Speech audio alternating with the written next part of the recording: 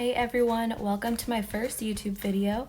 I'm going to be showing you guys how to make a really pretty glitter pour painting.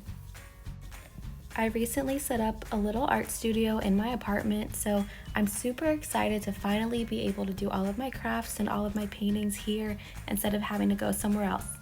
But anyways, thank you guys so much for coming to this video and for checking out my channel, and I'll just go right ahead and get into what you're going to need for this painting.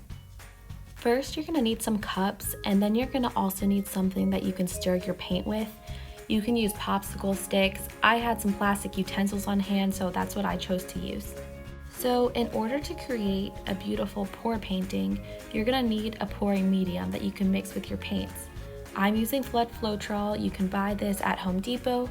You can buy a similar product on Amazon. I've linked some below that I like, but I like Floetrol because it's pretty cost effective.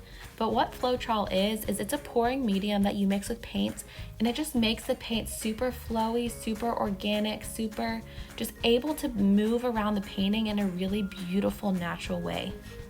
Next, you're going to want to add the paint that you've chosen for your color scheme, and you're going to add this paint into the different cups of Floetrol that you've already poured. You can honestly choose any colors you like, however many colors you like, but personally for me, for this painting, I really wanted to go with a nice neutral color scheme.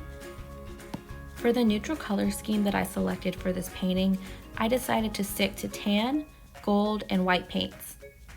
And then in another cup, I added some just clear Floetrol, and then I mixed in some gold glitter. And lastly, I added some gold leaf and some rose gold leaf into another cup with clear Floetrol that I can just use for my pouring. So for the remainder of this video, I'm just gonna let the nice music take over. But later in the video, you're gonna see me using a heat gun. The one that I purchased, I've linked below along with some other options you can buy on Amazon.